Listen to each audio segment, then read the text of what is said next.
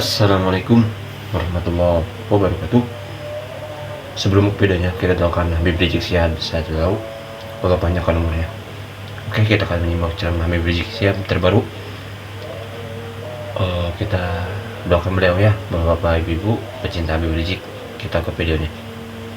Korupsi dengan perbaikan sistem, dengan penegakan hukum yang tegas, dengan digitalisasi, insya Allah kita akan kurangi korupsi secara signifikan. Tapi ini harus kita lakukan. Seluruh unsur pimpinan harus memberi contoh.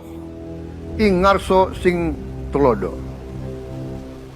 Saudara-saudara sekalian, ada pepatah yang mengatakan, kalau ikan menjadi busuk, busuknya mulai dari kepala. Semua pejabat dari semua eselon dan semua tingkatan harus memberi contoh untuk menjalankan kepemimpinan pemerintahan yang sebersih-bersihnya. Mulai dengan contoh dari atas dan sesudah itu penegakan hukum yang tegas dan keras. Saya beberapa waktu yang lalu diskusi dengan beberapa pakar ilmu politik dan dengan beberapa politisi. Saya mengkritisi sepanjang yang saya alami berdasarkan pengalaman, pengamatan, saudara, dan penelitian. Saya lihat rusaknya kita punya negeri saat ini. Kenapa sulit untuk diperbaiki? Karena kerusakannya dari sistem. Kalau sistem sudah rusak, akan sulit kita perbaiki. Ibarat tubuh kita, ada orang nih punya badan, saudara, banyak kudis atau koreng sekujur tubuhnya. Kemudian berobat ke dokter. Begitu berobat ke dokter, ternyata ketahuan bahwa dia punya penyakit pada darahnya. Nah, tapi kemudian si dokter itu ngobatin korengnya satu-satu. Koreng ini diobatin pakai salep, koreng ini diobatin pakai obat, saudara. Baik koreng yang di sini muncul di sini, baik di sini muncul di sana. Hanya dokter itu mengambil kesimpulan kepada pasien, kalau Anda mau sembuh, ya mesti cuci darah. Nah, karena ini sumbernya di sana.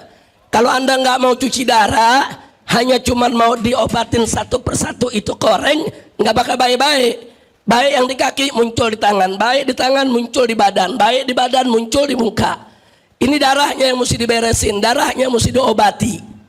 Nah, saya melihat penyakit di kita punya negeri begitu. Nah, kenapa banyak terjadi korupsi, saudara? Karena memang sistemnya memberi peluang untuk korupsi.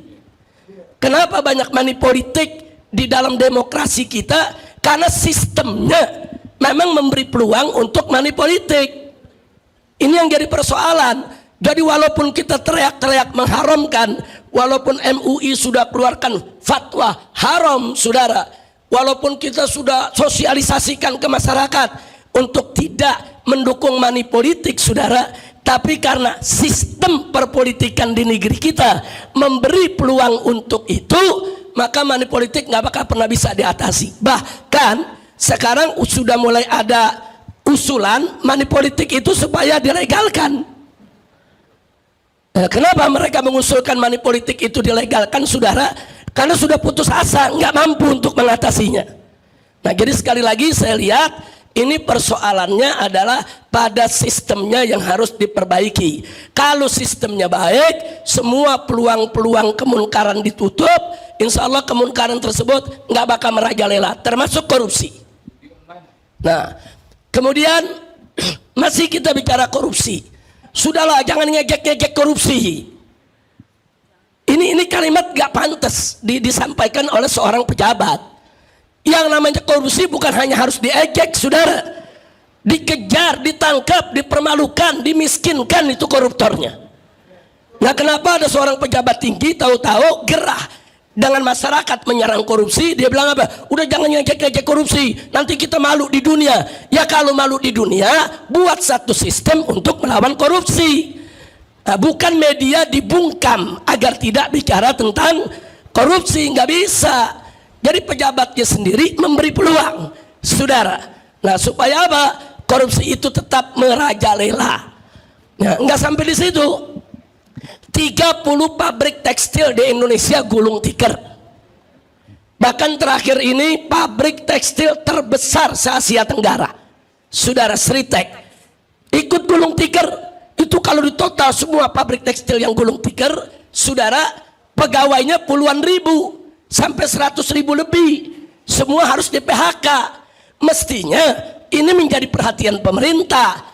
Apakah mereka disuntikan dana, dibantu, atau mereka diambil alih oleh negara, saudara, untuk menyelamatkan pabriknya dan menyelamatkan pekerjanya.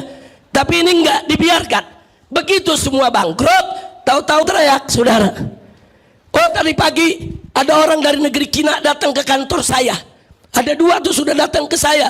Dia mau bangun pabrik tekstil terbesar sedunia di Indonesia ini. Itu coba menteri saya siapkan tuh surat-surat untuk tanahnya. Apa, saudara? Ini kok jadi menteri rasa preman, saudara?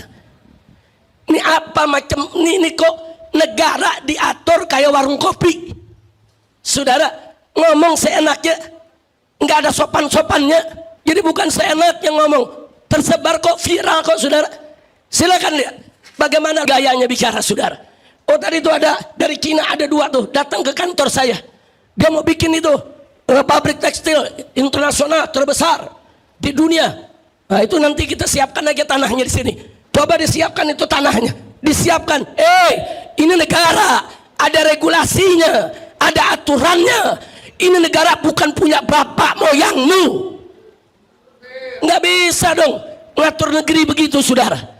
Dan saya masih heran orang semacam ini selalu diberikan kesempatan untuk mengatur negeri. Nah, jadi sekarang ini itu tadi saya katakan, saudara, ini yang rusak di negeri kita. Kenapa? Ada orang-orang model begini, saudara, karena aturannya memberi peluang untuk pejabat seperti itu, saudara. Jadi saya pikir terlalu panjang kalau kita mau bicara soal ini. Tapi nanti seperti yang Prof. Laila tadi ingatkan, insya Allah yang begini nanti akan kita kumpulkan. LSM, ormas-ormas, saudara, yang cinta kepada negeri, saudara, baik ormas Islam maupun ormas nasionalis dan lain sebagainya. Para pakar, saudara, ayo kita duduk bareng, ayo kita diskusi, ayo kita cari strategi bagaimana menyelamatkan NKRI. Jadi jangan dipikir selama ini saya diam, 2 tahun saya tahanan rumah, nggak boleh keluar kota, saudara, tahanan kota. Kemudian dipikir kita tidak memperhatikan itu semua. Enggak, kita perhatikan perilaku mereka, saudara.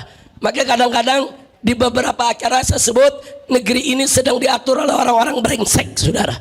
Nah, kalau orang-orang brengsek ini dibiarkan, maka akan hancur kita punya negeri. Nah, penyelenggara jaminan produk halal.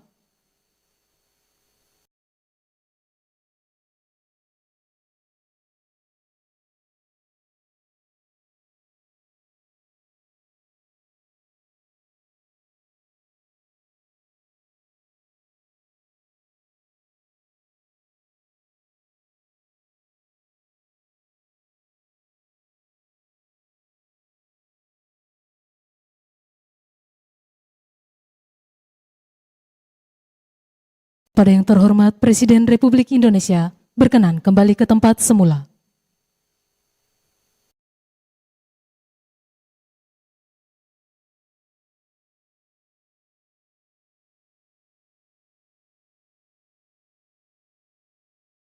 Lagu kebangsaan Indonesia.